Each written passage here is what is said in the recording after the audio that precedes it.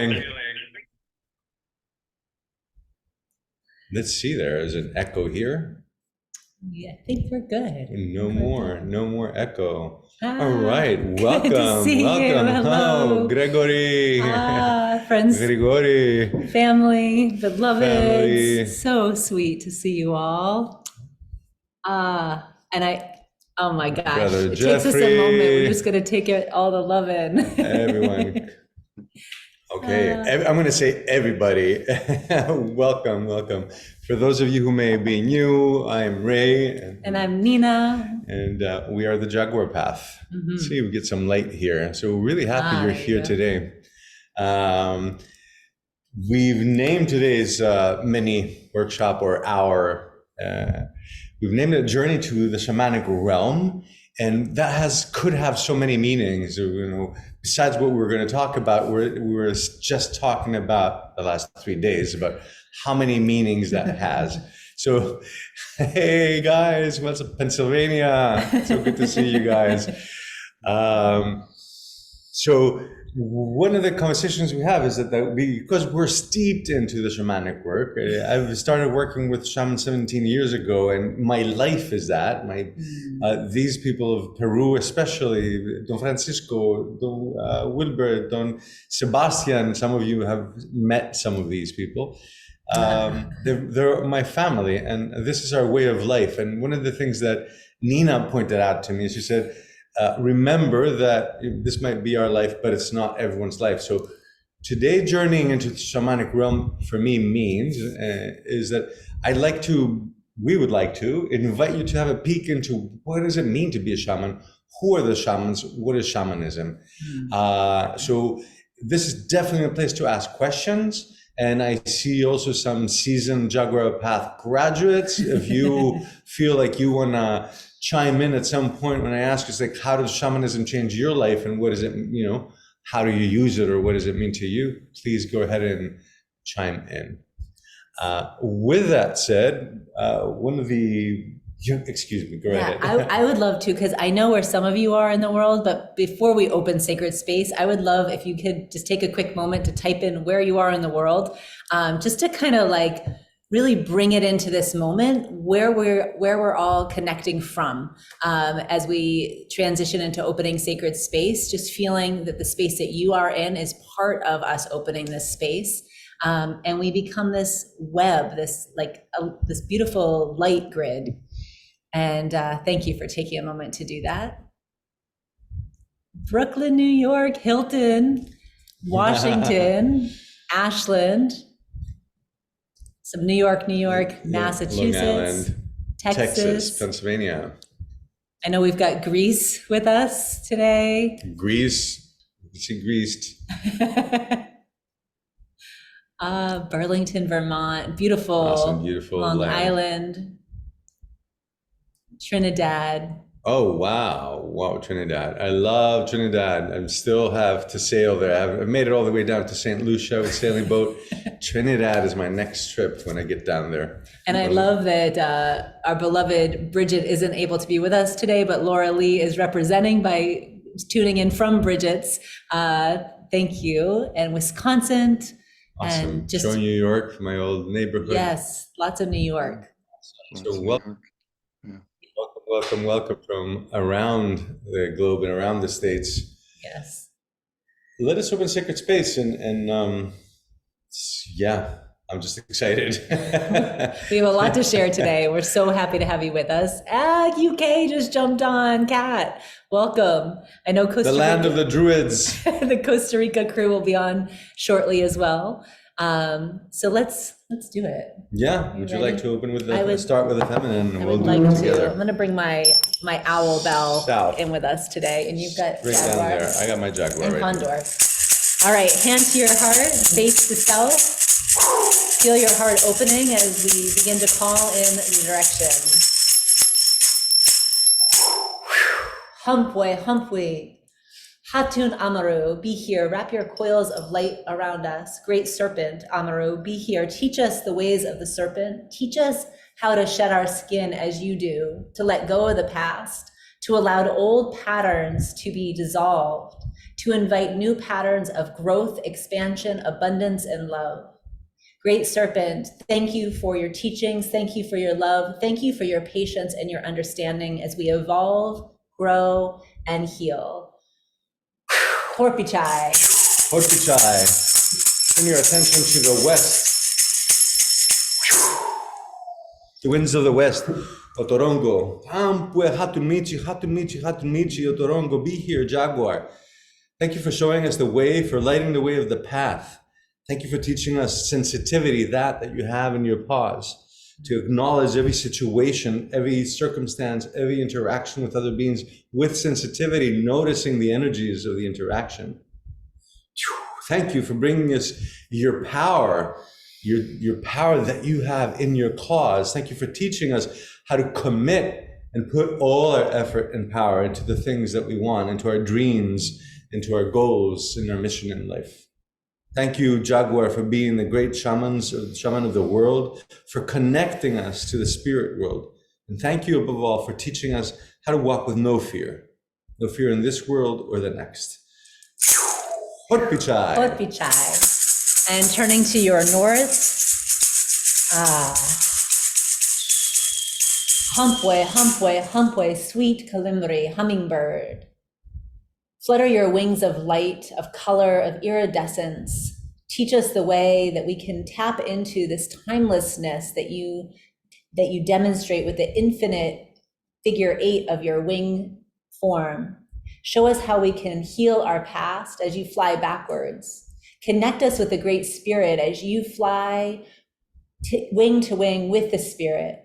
Show us how we can find sweetness around every corner as we address bitterness, difficulty, and challenges in life. Hummingbird, show us the ways of connecting with the beautiful colors of life.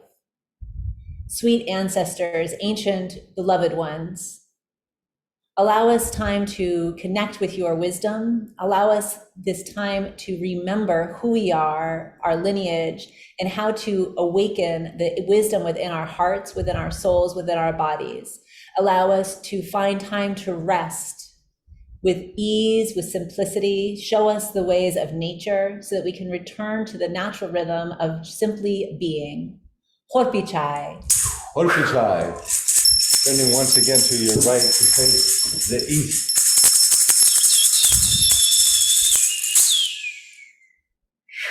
Winds of the east, great condor, thank you for teaching us how to spiral upward. How to open our hearts like you open your wings and spiral upwards to rise above the everyday life, to rise above our ego, to rise above and see the greater picture of our life. Thank you for teaching us to rise above the collective consciousness. Thank you for teaching us how to have a keen eye and from way above be able in discernment to see our life. Who's to our left or right? Who do we hang out with? Who is around us? And of these people that are around us, which are the ones that propel us forward, that support us to rise and evolve and be our true selves? And which are the ones maybe that hold us back, hold us down, and teach us how to create distance, how to know with discernment who we want to spend more time with, who we want to have more distance with, how to love them all. Thank you, Great Condor, for teaching us that we're always connected with the divine as you're always flying wing to wing with a great spirit. Horpichai. And bowing your head to your heart, reaching your hands towards the earth, connecting with our beloved Pachamama, Mother Earth. Mother Earth, show us the way of humility. Teach us how humility is strength. Show us the way of selflessness. Teach us the way that selflessness is strength. Mother Earth, show us how we too can offer from a source of abundance. Show us how we can release our heavy energy, let go of what is heavy on our heart, surrender it to our Great Mother as we offer you our hucha, our heavy energy. Thank you, infinite thank you, and deep gratitude for how you always bring us everything we need, the fruits, the vegetables, the beautiful flowers, inspiring life, inspiring healing, inspiring growth. Deep gratitude. Horpichai. Horpichai. Rising above. Intitaita, Mama Quilla, gracias por todos. Thank you, Father Sun, for giving us the rays of light the rays of life itself. Thank you for warming up our beautiful planet and for giving life to all the vegetables, to all the trees, to all the flowers, and to everything that is alive. Mama Kia, beautiful Mother Moon, thank you for your sweetness. Thank you for holding us with such acceptance, admiration, and affection.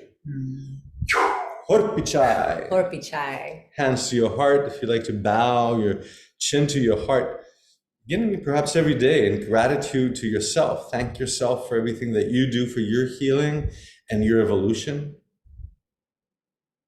The gentle smile and the sweetness of gratitude. And if you wish to, you can bow deeper to any god or goddess, saint or avatar, power animal, anyone that you hold dear and is an ally of yours that supports you from the spirit world. Sweet. And gently with your next inhalation, rise and open your eyes. Welcome. Welcome once again. Welcome once again. And just to take a moment to acknowledge how simple we can create sacred space, right? How quick and simple and beautiful. It's an amazing practice the shamans have shared with us. And, I would like to even say that that's the number one step to coming into the shamanic work is that I know that my life before the shamanic work, I would walk with the example and in reference to things that I would either see on the news or other people around, etc. I think key element to stepping into the shamanic work or stepping into shamanic consciousness for each one of us is that we let go of references to others and we leave from reference and we go to reverence. The shamans live in reverence for every step they take, and especially the Peruvian shamans, the Queros, walk with, first of all, bowing to Mother Earth as the mother of all mothers, as the mother of every single being that exists on the planet. And every step is a meditation, every step is gratitude, every step is an acknowledgement that she gives us all the gifts. And I remember one time we were doing a ceremony and Don Sebastian had his cell phone on the mesa cloth on the altar. And I said, here, I'll take this over here. And he said to me, where'd you get that phone from? I said, I don't know, I got it from Verizon. He said, no, Mother Earth gave every single bit that makes that phone. There's nothing on the planet, if it's a car or an airplane or a phone, that has not gotten the elements for us to build it. So everything we know, from an altar to the natural stones or sculptures, to even to technology things, we have gotten the material, and the material has been gifted to us from Mother Earth. So I'd say the number one element of shamanism is reverence. And in reverence, one of the elements is, and if you've felt that walking in a church, walking in a temple, being in meditation, that first element that allows us to be in reverence is the element of moving from the selfish to the selfless. So I let go of my needs. I walk into the church and I'm like, usually we cross our hands, we bow our head. I'm letting go of my needs. I'm letting go of the busy thoughts. I'm more humbled and I allow to open my heart to the needs of others or to hear and to feel the divine. And I even, as you're saying that, I just feel, yes, walking into a church or a temple, being in nature, like the Cathedral of the Pines, pine forest, or coming around the corner on a boat to a new vista, it's just like, right, that awe, that expansive heart feeling. I feel witnessing and being in the presence of the shamans, it's as if they could suspend that feeling and walk with it through life. Like that's their constant state of being. And there's so much awe and reverence. Yeah, there's so much to learn from that that space of just deep ease and being. So I will say, for those of you who are new and for those of you watching the recording, it's my beginning with the shamans, my beginning to start seeking to go through Mexico, to travel all of Mexico for several months, to arrive to Peru at some point in 2006. There was only one motivation which was pushing me and was driving me, And that was that I had gotten a diagnosis of terminal cancer and given a very short time to live, some 3 months. I did have a surgery in the National Institute of Health, and it was in January of 2005. And I bow to the great surgeon that gave me that surgery, and I know that I would not be here today if it were not for that surgery. But one thing is for sure, and I know this to my heart, and I know this to every cell in my body. If I had simply returned back to my country that I lived in the time, back to the job that I did, back to living the way I lived, back to what drove me to cancer, I would have simply returned back and drive myself once again for cancer to reoccur. But having, after the surgery, gone and traveled and meeting the shamans and changed not only the location that I lived, but the way I thought and the way I lived, really coming into this shamanic way and beginning to live in awe. And especially in that moment that I decided, that I realized that I felt, some 3-4 years later, I'm like, okay, you know what? I'm going to live. I'm going to be here. The gratitude that I have in my heart was immense. And I live in that gratitude. I live in that awe and reverence. I know it all too well that life is short and that we can all in a second not be here. And we kind of forget, and this Carlos Castaneda, so who knows Carlos Castaneda? Let me see hands if anyone has read Carlos Castaneda in the past. I loved him. Carlos Castaneda is why I'm still here today, because I read him since I was 16, and I'll get to that. But he said that Carlos asked Don Juan, his teachers, he says, "What's the difference between a shaman and a normal person?" And he said, normal everyday people think that they are immortal, but a shaman knows that he and she will die. And that mortality gives one the respect to every single person. When I'm talking to someone, even if what they're saying is bothering me, I'm looking at a being that tomorrow won't be here. I'm looking at a being that's speaking that won't speak tomorrow. And I bow to that. I give space to that. I don't have to shut them down. I don't have to criticize them. I can be of agreement or not. And I can be silent about that too. I can nod my head and be okay. May there be many opinions. May there always be democracy. May there always be opinions, and everyone have their opinion. But I'll say that because it's worthwhile to me, and also for you to know where I come from in being a shaman, because there's always kind of like a lot we see on Facebook. It's just like how white people or Americans or Greek Americans can become shamans. First of all, I say I don't call myself a shaman. I say I do shamanic work. And second, I'll say that there was when I had been diagnosed, I went from Athens, Greece, where I lived, to Delphi, to the Oracle of Delphi, and I sat in meditation several nights. And I had a download that said to me that he who travels learns or dies learnant. And I don't know if any of you have been close to death, but one of the things that came up for me is that I hadn't learned those things that I had read when I was 16 and 17 and 18 about shamanism, that I hadn't ventured into what's outside, what we don't see in higher frequencies. How do people heal, etc.? What were all those mystical, amazing stories that Castaneda described? And I had put in my mind that I will one day know all these things.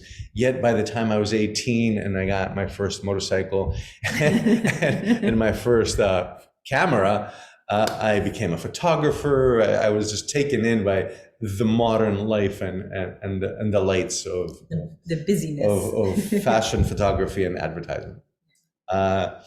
So that night, I sat at the hotel and I was looking down at the Valley of Itea, which is right next to Delphi. And at the center of the Valley of Itea is the big cave of Hades. And when I realized that, it's like, what am I doing? I said, okay, we'll just walk down there and walk into that cave and never come out. I was like really in pain and in fear. And then when I thought that, a line from one of the books that Carlos wrote came up, and where Don Juan tells Carlos Castaneda, when death knocks on your door, change your address. And I'm like, I read that 20 years prior to that moment, and I just skimmed over that sentence. It didn't do anything to me as an 18-year-old person. I didn't know what that meant. Yet, because death was knocking on my door, I had the diagnosis, I had the MRIs, I had the doctor telling me, you're dying. I'm like, death is knocking on my door. What do I need to do? Change my address. And I did. I got a backpack and left everything. And there was a lot that I left behind. A booming career and all those attachments we have, you know, my car, my motorcycle, my favorite place to go. And the biggest thing of all, a 2-year-old son. So, but I had to leave. And after I've traveled in also like the years to come that I was in Peru and working with the shamans, I realized that the biggest part was not only that I changed the actual physical geographical location, but rather I changed my address, my IP, my way of thinking. I changed my whole frequency. You couldn't find me in the conversations you used to find me. You couldn't find me in the habits you used to find me. I was someone else. Truly that Ray that lived back then there, that died, that ego, the persona. I changed the way I thought, the way I ate, the way I practiced, practically everything. And through the years, again, with working with these people, I've also come very, very close. I've gone into the homes. I mean, this 17 years, talking just about one of them, Don Francisco. I've watched him raise his son and his kids, and he watched me raise my son. He initiated. And he initiated my son as he initiated me 17 years ago. Just 2 years ago in Costa Rica, he initiated my son. Okay, Sue Ann was with us. She's on the call now. Yeah. There you go. Yeah. And Sheila was there in initiation in Costa Rica. Yes. Hi. So other things that are shamanic, and I'll just say one more thing and give the microphone to you. Okay. Or the rattle. Or the rock. Is that in shamanism, we really I think the biggest thing is that it's, and that change of shift is like, how do I think and how do I think differently? We all have two voices in our head. Would you say that is correct? Let me see hands if you would say that's correct. You have like say at least 2 voices. At least 2. Some people say at least 2. What was it? The whole committee? Some people have a committee up there. Now, this is true. Good to keep humor. This is true. That's the number one shamanic element: humor and humility. This is true for yoga and the depths of yoga practices, the depths of Taoism and martial arts, as is with shamans. All these are 3 ancient shamanic practices. By keeping it to the shamanic practices of Peru, it's understanding that there is an inner voice that we call logic. And we kind of check in, and then a lot of times our voice is going to say, well, if I do this, what is so going to say? It's like, how do our colleagues going to feel it? What are people going to say at school?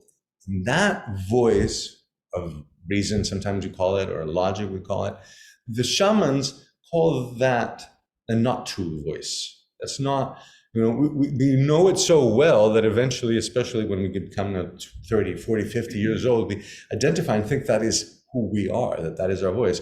And the shamans say it's totally, absolutely not who we are. That voice and that logic, especially because you notice it checks with others or it criticizes itself. It's that voice when you're sitting alone, you're saying, I'm not tall enough to get that job. I don't have enough money to do that. I am not. Any voice that has a negative connotation is the narrator and comes and stems from the collective consciousness. It's the collective. We try to do things that the collective we feel is acceptable. And when we do that, we feel that we're grounded and realistic.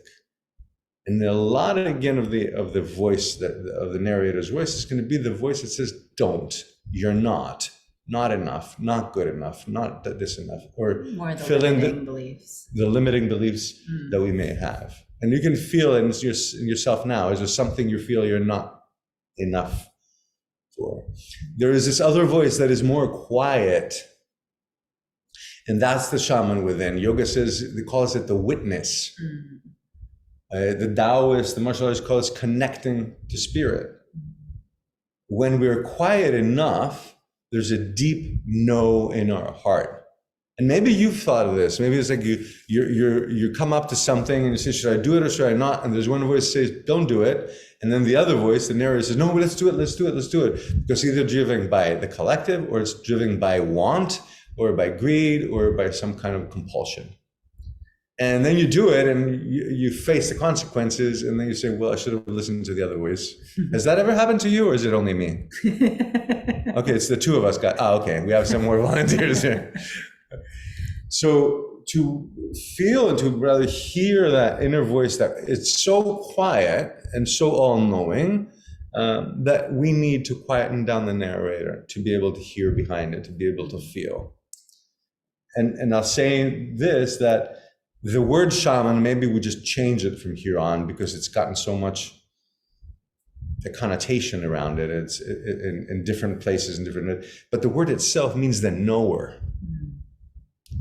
And we're referring to the witness, the knowing voice.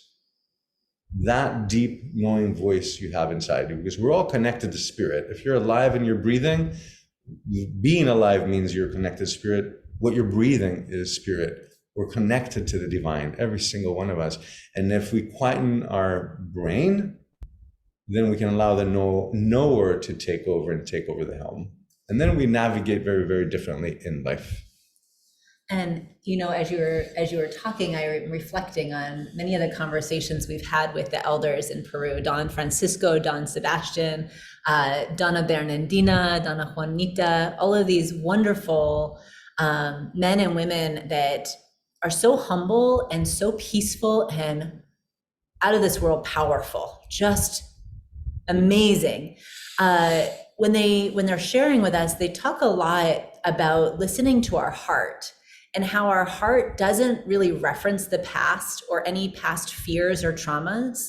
The heart guides us almost, if you think of like the way a butterfly flutters, and almost I think of like spirals and moving freely in a spiral way, rising upward like a condor or an eagle.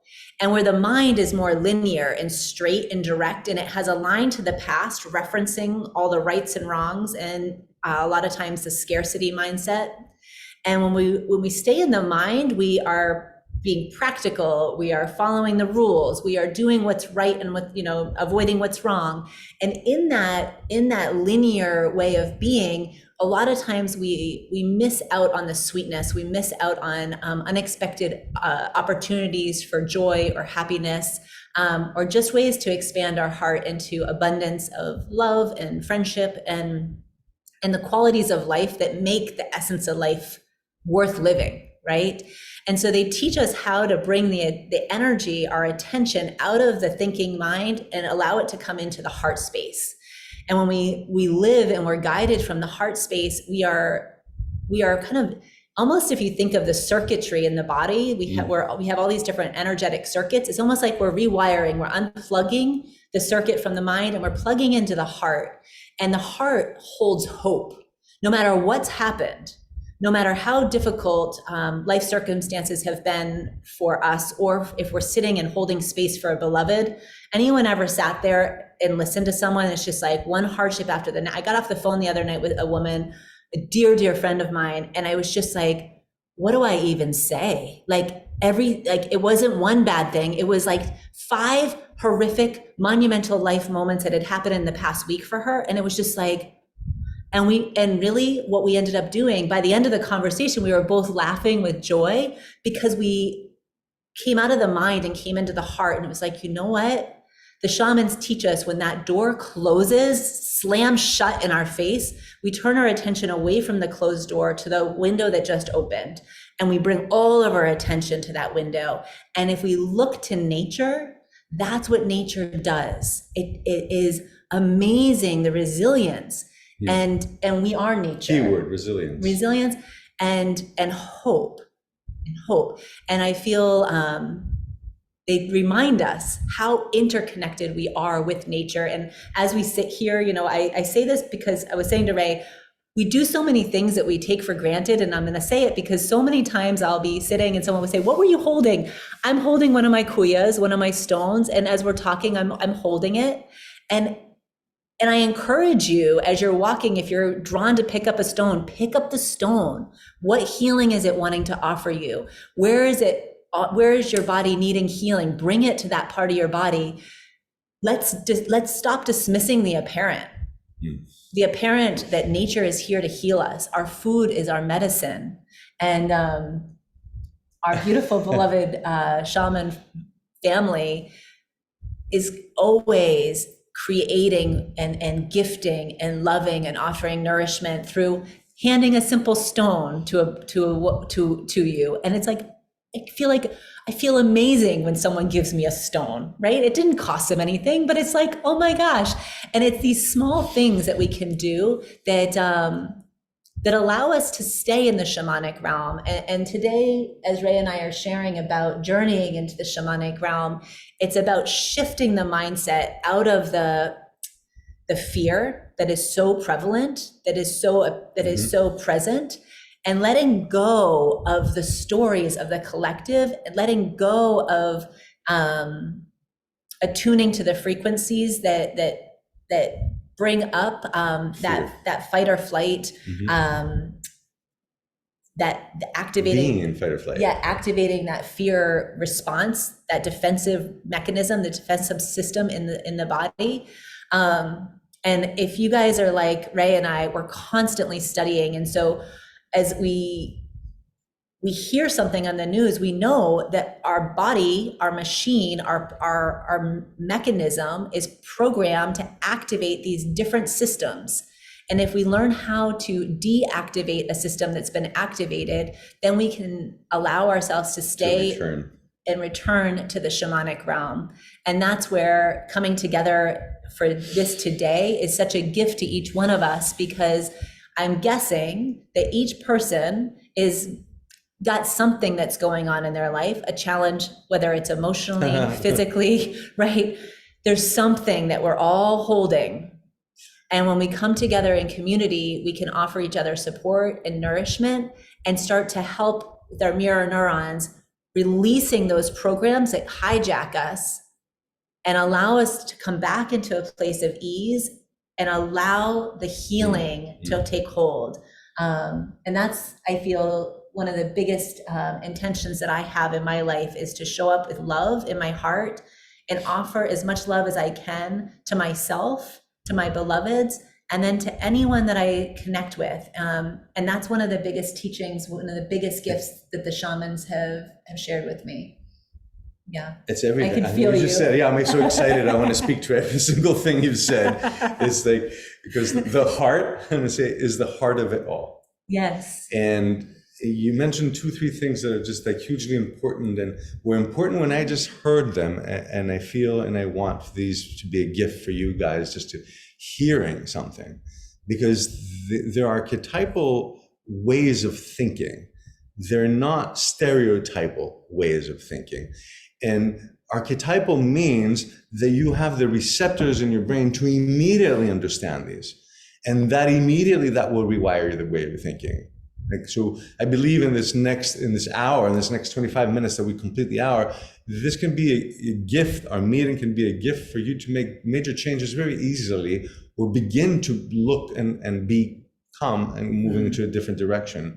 So I want to start by saying that when Nina was saying coming to the heart and unplugging, what I discovered, because when I was walking from village to village, from all the way to the Andes down to the jungles of Peru, I wasn't looking to find some kind of like new agey woo-woo stuff and say, hey, let's talk about the chakras.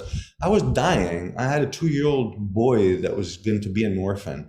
I was seriously motivated, and I did not have tolerance or the time to sit and listen to, even to a cultural thing, if it wasn't even woo-woo. So my discernment was wide open. It's like I met people, and within 5 minutes I was saying, thank you very much, we're not going to do shamanic work, see you later. And I would move to the next and to the next. And I met people that are serious. Don Francisco is a world-renowned shaman. And that doesn't give him his credentials. He doesn't care about that credential, because he is who he is and how he is connected.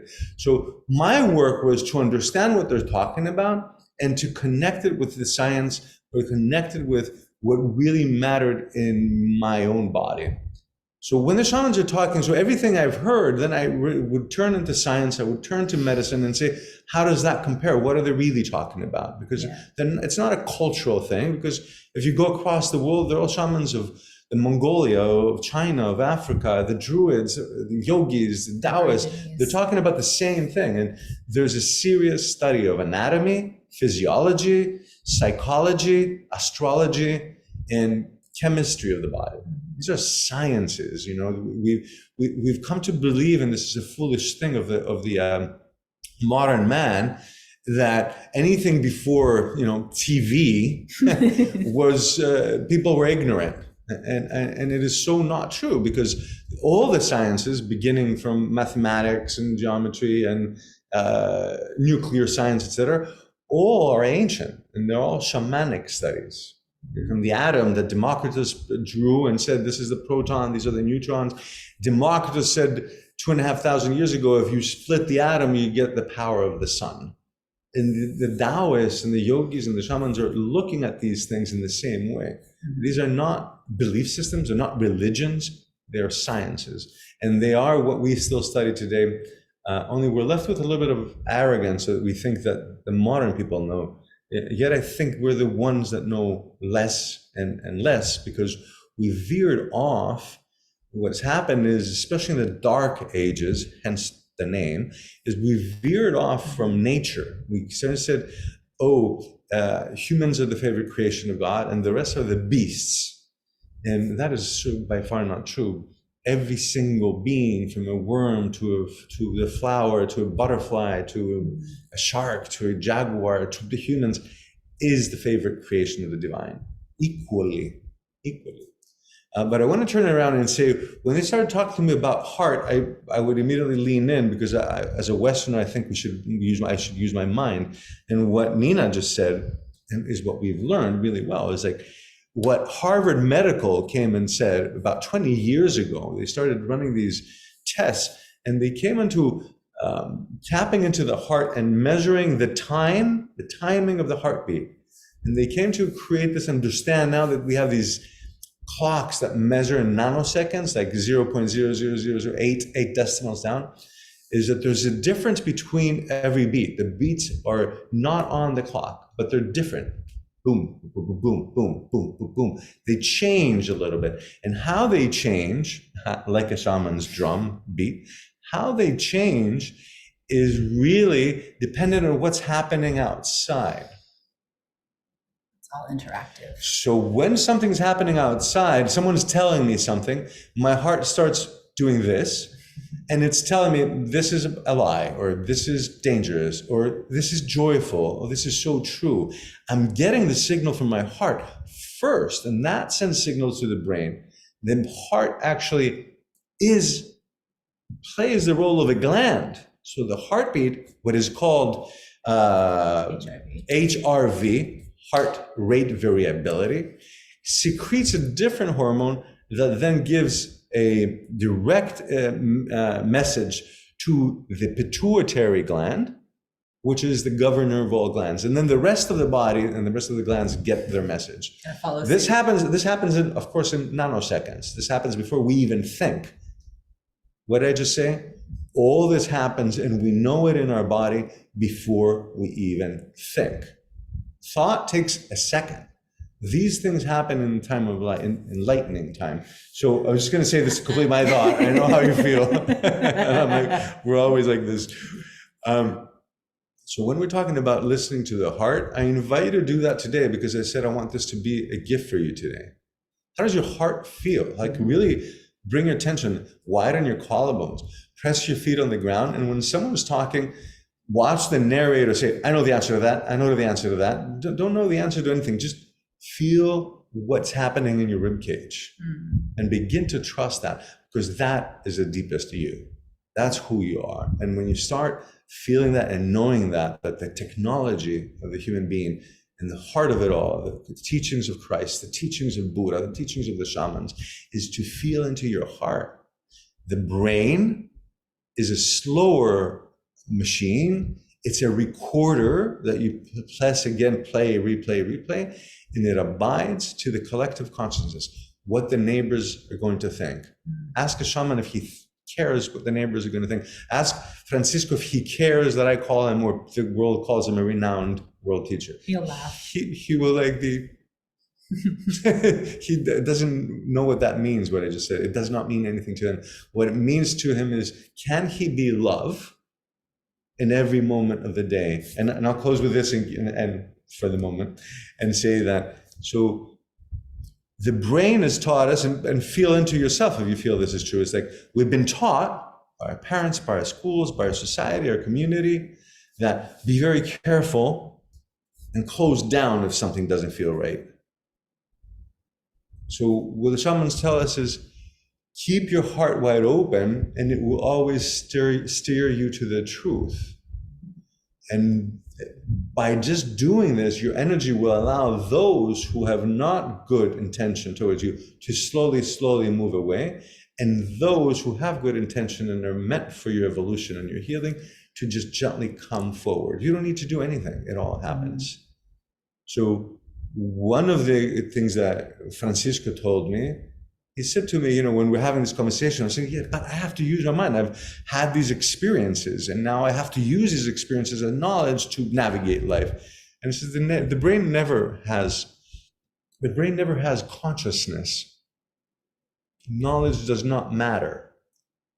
What matters is your choice to stay open as love or close down in your dysfunction. Stay open as love or close down in your dysfunction. So something's happening that I am not in agreement with or feels that is not correct for me. With a wide open heart, I'm going to say namaste. And I'm going to take a small step and leave. I won't have to deal with it later. I don't have to call everyone I know and say, did you know? Say they said this and they said that. That's all brain chatter, narrators' stories. And that's it, like it's the Harvard Medical. Now it's science-based truth that if we do listen to our heart, that's the real true teller. That's the lie detector. It's the love detector. Like the heart really immediately can tell you, and pay more attention to it. Pay more attention to it. And this again is what the Buddha said. This is again what Christ said. It's like all the great teachers have been telling us, follow the heart. And it's not an emotional advice, but it's rather a physiological, it's physiology and anatomy. It's like, where do I base where I'm coming from? So begin to walk with feeling that your eyes are here, not here. They're here. Don't use what's behind your eyes here. Use what's behind these eyes. And actually, there's two eyes here of kidney 27 points. Yeah, those are actually, if everyone would like to bring your fingers right below your collarbones. Let's do this practice for a second. It's like a little divot that comes in. So you just kind of slide down and then just give it a gentle massage. It's usually a little tender. These are referred to as switches in neurology. And these are points that help us come back into balance. So this is really powerful. You can just gently massage them. Anytime you feel like you can't figure out right and left, or you feel confused or crisscrossed in life, rub these points and it helps you come back. Beautiful. It's like having a wire crossed and then just fixing the circuitry. You really covered what I wanted to say, which is, it's perfect. One of the secrets of shamanism is that the truth is always in the heart. And it's so easy for us to say that to our children, follow your heart, right? But how easy is it to practice in life? And I think the courage it takes to follow our heart, the courage comes when we feel loved and supported. We have the courage when we know that we are really accepted fully, when we are held in love. And so I say that because I practice offering that to the people in my life so that I can support them in feeling that courage so that they can follow their heart. And then hopefully together we can kind of reflect that back and forth and just keep expanding.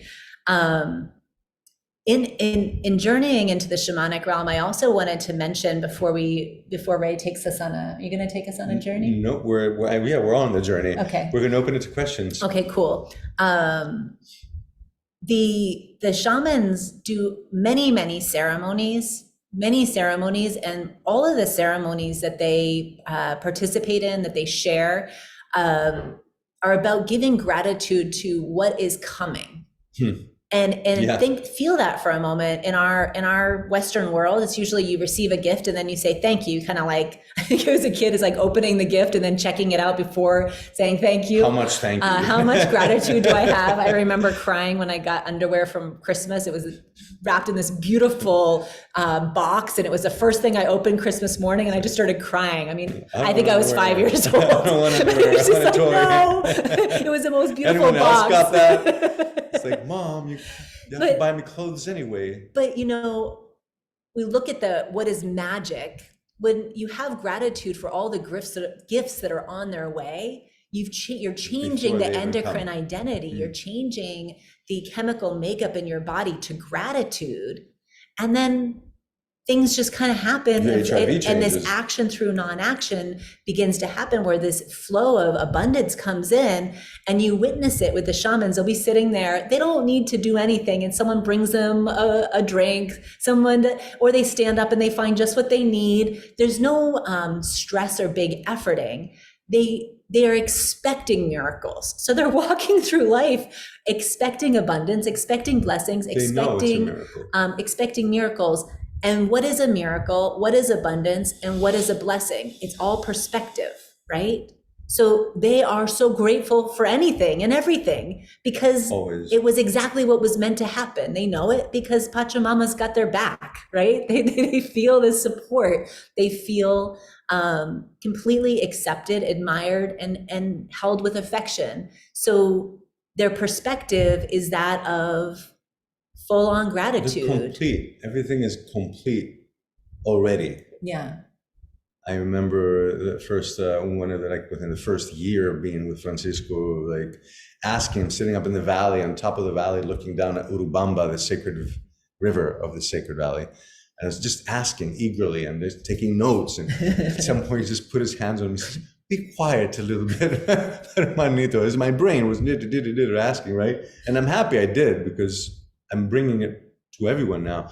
But then I learned, though, through the years to be quiet, because he said, "Be quiet." And I said, "Look, everything is already here. Like the answers to all your questions. If you're quiet enough, there is nothing to question. There's nothing to wonder about. Everything is here." And you say they bring them things. They live so simply. There's nothing you can bring them that will surprise them. You can't bring them a car, first of all. They don't know how to drive. They can't do that. They don't want They anything. live in completion. They do not have a single want. Hence, they are rich. Right? They live in abundance because there's nothing missing. It's like, I remember I got my first motorcycle. It was a 250. I wanted a 500. Then I wanted a 1,000. And I felt that we got one house. You want a bigger house. That doesn't exist for them. The abundance is already here. We're sitting on a rock watching the sunset. There's nowhere else we need to be, or nothing else we need to have. And I just remember, bringing them a glass of water, and the amount of gratitude. She's like, "Oh, thank you. They love you so thank much. you so much." It's a glass of water, right? But it's to practice that level of gratitude. I mean, it's really inspiring. You said it. They're in it. They're constantly They're just in it. Oh, and what you said, what I liked, and I think this is an important element. So when you said this is not a belief system or a religion, just think about it. If you're in gratitude, what is happening in your body? Excuse me. You're secreting serotonin. You're secreting hormones of happiness. They're infusing your whole being. They're infusing your motor system. And as you walk in a room, your body language is telling everyone else, without them needing to be shamans or not shamans. Everyone else says, "Oh, Francisco's walked in." Everyone in the room goes, because we have mirror neurons that immediately, without us thinking, will immediately turn to the happiness, will immediately turn to ease, will immediately turn to that open-heartedness. And the HRV. And everyone's HRV wants to tune into the higher HRV, right? They did these experiments in Harvard Medical, and please Google this stuff and read more about it, learn more about it, so you begin to know it, to feel it, where they had a person with a higher HRV walk in the room with people of a lower HRV. Immediately, everyone's lower HRV started rising. Everyone wants to mirror what is higher. Everyone wants to be safe, happy, and okay. And that's what the shamans are. They don't care. It's like, oh, I lost. It's like, oh, we had to lose our house. Okay, we lost our house. Look, it's still all here right now. If I go into the clenching, oh, I want the house, or I had, I had a little scratch in my car, and I finally went and repaired it. I really like my car.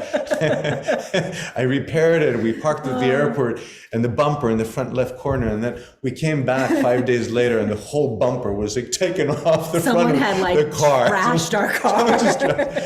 Poor sweetheart, he left a note. His phone was all cool. Sweet was I just noticed that me now, 20 years later of working with the shamans, I'm still laughing about it. We both stopped in our tracks, just right? Laughing with tears, because it was just like we just fixed it. I was telling her on the walk back to the parking lot, and you remember I fixed the scratch. Excited. We're going to look at without a scratch, and the whole bumper was on. It was way worse in the parking lot. There was wires. I mean, it was just like, oh gosh. So still laughing because there's life is right there. It's like what matters, what really matters, and there's one thing that matters. You guys matter. Yeah. Nina matters. We matter. Our children matters. Our parents matter. This moment. There's nothing else that matters. And when we remember that and we're coming from our heart, then we can always remember to laugh, at the jokes. So I'm going to close by saying that what they did, Francisco and Sebastian Wilber said, you have to start teaching this. They call you the bridge. They call me the bridge of bringing. I said, well, what am I going to teach? I'm just a white person. He said, you have to teach. You can't be selfish. You have to, everything that you learn, you have to share with others. And I share all these tools, and with this kind of, I don't call it logic, with this kind of love system, what I share is tools that I never had in the West. I went through a divorce that was really hard, and with that pain that I had, that wasn't helping me my immune system or myself when I was going through cancer. I had this thing holding me back. They taught me cord cutting.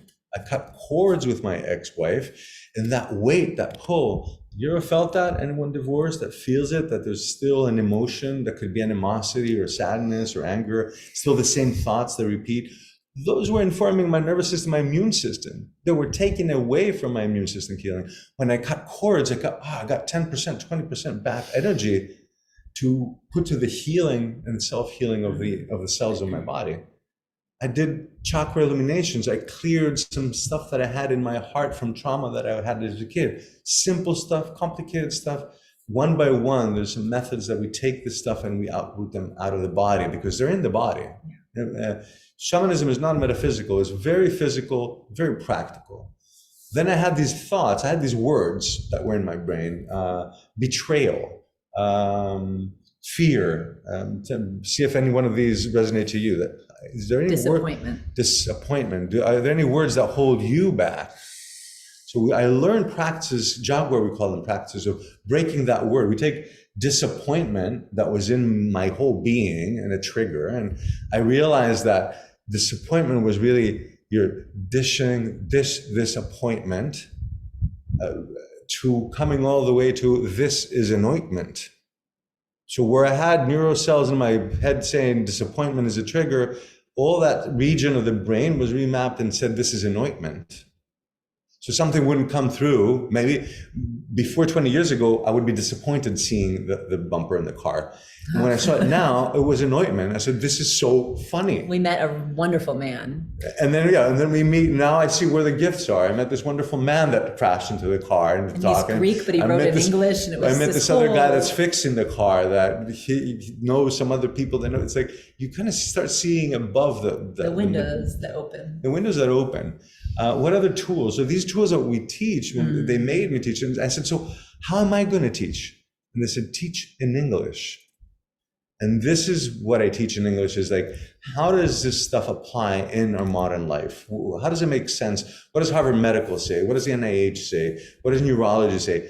Easy stuff, just like we talked about now, the heart rate variability, to come to begin to understand a different way, not of logic, a way of heart, and a way that is actually, who's Carl Jung, who I dearly love in his work.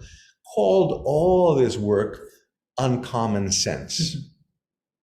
And I'm going to say, looking at the news, which Nina said as an example, we never watch the news, ever, don't believe any of it. This is, watch where common sense has taken us. I mean, look at the news and say, where has common sense taken us? Is it the kind of sense we want to continue riding on? Because uncommon sense really is that of heart, and it is a way of living life amongst all the other people. We love being with people. I would never seclude myself in Peru or India or anything like that. I love all this culture, all this work, but I continue to love living in the Western modern world. And I don't think one should be, lived on the other. We could actually live a very different life in the modern world. And with that said, I'm going to open it to a couple of questions because time flies when or we start comments. talking. If there's anything that you feel you'd like to share with the group.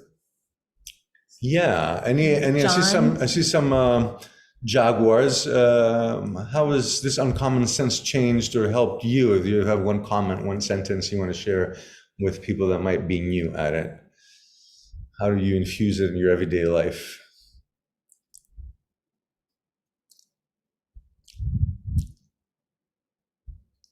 It's funny, it takes a moment to shift because when you're the yin yang that's happening, when you're receiving, you're still in the receiving, and it takes a moment to rise back up to the Sunny, if you'd like to unmute, yes, thank you. Sunny, it's so good to see you. And then Nice John. to see you. It's great. Can you hear me? Yes. Oh, I just want to say that for me, all of the Jaguar work has brought me to a place where I can just kind of take it in and not get upset about it. Like you were talking, it's like, oh yeah, all right, cool, whatever. And if it doesn't work out right away or whatever, it's okay. Like everything's going to be fine, and I know that. And whenever I get lost, all I have to look out for a Jaguar person, and I'm like, oh, this happened, and they're like, oh yeah, but this, and I'm like, oh yeah, right, I forgot. Yeah. That's really true. Before it could have been fear, drama, thoughts, crying. Yeah. But it's not that anymore, and it's much easier now. So this is the best work that I've ever done, and I really think everyone should do it.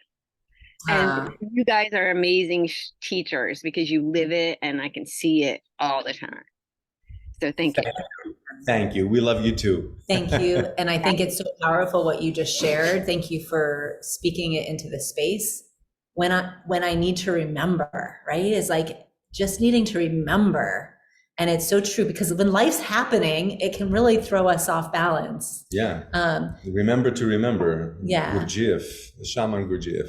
John, did you want to say something? I saw your hand up, and I just want to honor. If you wanted to unmute, feel free. John's iPad. That's you. I'm not sure who's here. Yeah. Thank you. This work is great. I mean, I've met Ray a few times over at Kripalu, which is how I'm connected here. And I have a friend who's also on. But and beyond this work, I would like to highly recommend, if anyone hasn't done a 10-day silent retreat, it is just a life-changing experience. I unfortunately did mine when I retired from work at age 60. I wish I had done it when I was 20 or 16 or 25, whenever. It connects so much with all of this stuff, but it's just one of those things that just changes your life. It changes you inside. It physically changes you. If I may say, I think for me, the experience has been, it calls out the narrator. By day 3, you're there and you're like, all of a sudden say, oh, I was thinking this whole loop of thoughts and emotions yesterday at 3 o'clock, the day before yesterday at 3 o'clock. Oh, this is a recording. I'm not actually thinking, I'm just going through these recordings, and they end up silencing. Slowly, yeah. So yeah, thank you. Big shamanic practice. Beautiful. I've actually had a vipassana in the jungle on the top of a tree for 10 days. It's like, by the 3rd day, my narrator is like, this is the worst thing ever happened. Get me down to this tree, give me a TV, all that, whatever it was. And I just like you, I'm so much gratitude that I was that had that experience, so I could just quieten, to say it politely, the narrator who just keeps on. I will say, because I want to share, mine were done each summer in northern Maine, and we'd canoe to an island. So it was completely disconnected. Oh my goodness, moose and bear and deer, and it's just the unbelievable. And then who to share it with, who to speak it to, right? It's just in that complete silence. The moose. And the bear. So much medicine. Thank you for sharing, John. Thank you. And thank you for being here. Valerie. I'm good. I'm muted. I just wanted to say it's been a couple of years now. I can't believe it, since I did Jaguar Path during COVID, changed my life. And I find now that the Jaguar Path teachings are part of me. And unfortunately, the narrator being what it is, I can get off track and be too much in the mind and have to be yanked back by occasions such as this one. But I find that being out in nature now, I can look up at the sky, look at the clouds, some of the things we learned, and feel the rhythms of nature. And I guess what it does is open my heart. And I'll reach out to you separately, but I feel that I'm now at a place I would really love to go go to Peru with you on the trip. So I just feel like the Jaguar Path just means so much to me. It's just life-changing. Thank you, Valerie. Thank you, Valerie. And it's who they are. Yeah, it's who I like. What you said is who I am, because what we're talking about is like a shift of consciousness. While in the meantime, in the Western world, we've been trying, or I was like taking workshop after workshop, trying to change my mind or learn something. And there's something about it that's nice. I like learning things, but the idea is to change the consciousness. When I look up at the sky, there's a whole other thing that's happening to my HRV, to my whole, because I've now know these things inside my heart. So thank you. It means so much to us. And April, we're going to be going to Peru. So we look forward to sharing. We'll share. It's we've announced it in the middle of the summer, but we'll send out more information so that you can take a look at the dates and everything. But we'll be with our beloveds in ceremony, in sacred space. And we'd love to have you. Sacred Valley. In the Sacred Valley. Thank you, Valerie. My beloved brother, Jeffrey. Mount Olympus. Hi, guys. Good to see you again. Good to see you. Since I saw you last, I've been seeking experiences of awe, and I've been successful. And so I want to share with everybody, go to natural environments, go to outrageous places. And I went to an outrageous place. I went to the Alps. Then I went to the Matterhorn. And then I hiked the trail that takes you to the summit of the Matterhorn. Now, I didn't go to the summit. No.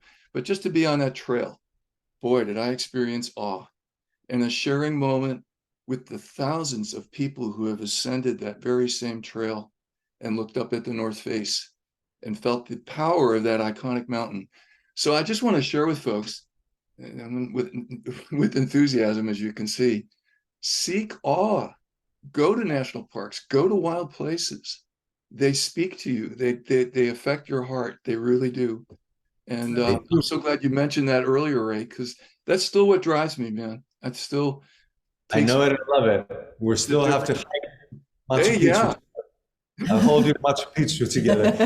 They speak to the heart and they speak to the immune system. Chinese medicines always, once a year, visit a new place that you've never been for at least. Sure. Switches the immune system, the mitochondria. It changes a lot. Yeah. Thank you so much. Thanks for your awe and for your enthusiasm. That all of that is shamanic, pure shamanism. It's about awe. It really is. Yeah. Okay. Thank you. Horpichai. Okay, let's take one more person because their time is flying. Sheila, beloved Sheila. Hi. Hello. I was going to say something very similar to what Valerie and Jeffrey just said. It's just like, so often we're out there like, okay, there's the sun, there's the moon, there's the stars. But when you really think about what they do for us, it's just amazing. But aside from that, I just wanted to tell you a quick story. So, of course, I'm a graduate of the Jaguar Path, and we've learned all these tools for healing. And the other day, I went into a Target store, and I was in the back of the store in electronics, and I could hear somebody in distress. She was crying out, and I kind of peeked around the corner to see who it was, what was going on, and it was a woman who works there, and she was crying out and seemed to be in pain. And she saw me, and she said, "Oh, can I help you?" Because I'm the customer, and she, she works there. And I said, "No, but I said, can I help you? Can I do something for you? Because you seem to be in pain." And of course, she's an employee there, and so she's, she's being mindful of her position there. And and she said, "Oh, no, can I help you?" And I'm just like, "No, I just want to make sure you're okay." And and then she ended up saying, "But thank you for caring about me." So sometimes you don't need to get the person down on the floor and use your rattle and your feathers. And sometimes the healing's in just the fact that you're asking and reaching out and helping. So, That's so true, so beautiful. May we begin to live in a caring world. Right. So much will be healed just by the fact that we can make it a caring world. And just bringing our attention, thank you our for awareness. Thank you for caring, and thank you for doing that. Yeah. Right. Her narrator is like, "No, I'm an employee here. What is Target going to say?" It's like, who's Target? Who's Target? These companies. It's not like. Do we really believe that when you buy something in Target, some of the money goes to the pocket of an owner? That doesn't exist. That doesn't even happen. It's not how it works. These people have got millions of dollars the moment they open it. Then that's that. Then some people work and some people buy. It's regardless to what's happening there to the people that already got the money. Billions of dollars from the banks. It's a whole other game. There's two different levels, and it's just very interesting. So anyway, thank you for being that caring person. We know that you are, and it's just wonderful to hear that. Carry it in Target, carry it in the bank, carry it in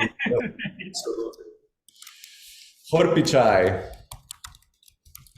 Was there any other question or comment? I'm going to say that we're starting the 9-month training November 18th, 19th is the first weekend, 9 weekends. One of the most important things that I've learned from the shamans as they guided me and helped me, made me teach, they pushed me to teach, and they're with us and they're behind us and help with it. And they will come and they're going to be in a few sessions, in the opening session, and every 3 months to open sacred space. Is that the whole idea is 9 months is the time of gestation, of being reborn. And that's not a metaphor. It takes 9 months for a nervous system and the mind to create a shift that takes and remains. And that's what I love about everyone that I hear. It's like, I've taken the Jaguar Path and it's changed my life. I've taken 100 workshops and then I would go back to who I was. And that is one of the things that I really took as a really important element. It's like, how do people come and they take this training and not go back to where they were? Right? Only the happy places, keep the happy stuff, but let go of the chatter and the disappointments or whatever. And the fragmentation. The fragmentation. Be whole no matter what is happening. So 9 months, 3 trimesters, just like the gestation period. No, we won't be dizzy or have morning sickness the first 3 months. Hopefully not. The first 3 months are serpent. We learn tools how to shed the stuff, find small or big traumas and release them from the body, because we know they're in the body, in the nervous system or the meridian system, and we teach and explain how that works. Then 3 months of Jaguar, we go into the brain. How do I go about life without fear? Because everything we think of and everything we do is going for a trip or going somewhere or opening a business, the number one thing that holds our brain back is fear. See and feel if that's true for you. So we go in and we change the way the brain works. We change the way that words hold us, and then we begin to hold words and we begin to hold how we think. And a very different thing that allows you to be more like the Jaguar. It's like, this is what I'm doing. Will I find resistance? Yes. Will I find things that won't work? Yes. Will I find people that are pushing me back? Yes. Okay, this is what I'm doing. And I learn how to be like the Jaguar, go low, go high, etc. And the last 3 months, we arrive at Condor, where we now have compiled already 18 tools that have healed us and shifted, made the shifts where responder, we rise above the collective, we rise above our previous self. And it's your rising. And as everyone, not if it's true for you if you're in the Jaguar path, you yourself rise above all that. And above your previous self, you naturally evolve like we all do. But we do it in 9 months, we don't take 60 or 70 years. And once you rise above the collective and that previous self, life is more like cruising. And I say this with noting that, like, one would say, oh, maybe it's cruising for you. No, we lost our house in the States during COVID. Then we had to leave Costa Rica. We've been starting anew and starting anew. It's just like, whoa. Kind of like the car. Our bumpers have been broken. It's just like, that's why we laugh. We love every moment of it, because it's not about winning or losing. And we're not stuff along the way. We don't have anything else. We've got rocks. We've got rocks. Everywhere we go, we got rocks, so no problem. So the idea is, again, because mostly in the West, we are either a victim or the victor. That's an old way of thinking. You just let it all. No one's victim or situation, other people, or no one's victor either. We are, and we keep on learning, and we keep on expanding, and we keep our hearts wide open. Yeah. And one of the beautiful gifts that COVID shared with us after teaching in person for so many years, Michelle, thank you for your question. The course, the training is online, and so we offer it on Zoom. Everything's recorded. Everything that we talk about, we add in the membership site. So there's so many resources and opportunities. Books, movies. And there's a student forum so that you can practice with other students. You can share your experiences. It's very interactive, unbelievably engaging and spirit connecting, and you can hear from everybody that's been in the training. It's just amazing what we're able to do online. So we're really, really grateful for the opportunity to share this work online. And the shamans join us, and the first time they came online for a ceremony, part of the despacho ceremony, the gratitude ceremony, includes llama fat. Say this story. So the computer screen, we couldn't get that, we couldn't see them. And then finally, because Ray was a Vogue photographer, and halfway through the ceremony, he said, Francisco, wipe the lens. There was llama fat on their computer, their camera lens. So it was like this, those effects that you can put onto. All of a sudden, we could see clearly. It was like halfway through the ceremony, everything lifted. Everything was brighter and more clear. So yes, everything's online. And then now we do have opportunities to be with us in person that we can share more about. That was a gift that I was able to help them with, to guide them to be able to get online, because they didn't have any work. So they started bringing them actually. Online and got them to know how to use Zoom, etc. They keep pushing us to teach, because they called us and they said, hermano, hermana, sister, our brother, our sister, when are we working? What are we going to do? Let's do some work. And so they inspired the online, actually. Once again, they continue to inspire, keeping this lineage alive. Well, I'm going to say that you're going to get the recording probably tomorrow if you want to watch it again. But from now till November, we're going to have a few other master classes. Please join us. Please keep your eye out. We'll send the emails. If you're here, we have you on our email list, so you'll get it with a Zoom link. Yes. And do look into the training page and see if that speaks to you. I can say I see at least 5 people that have been in the training.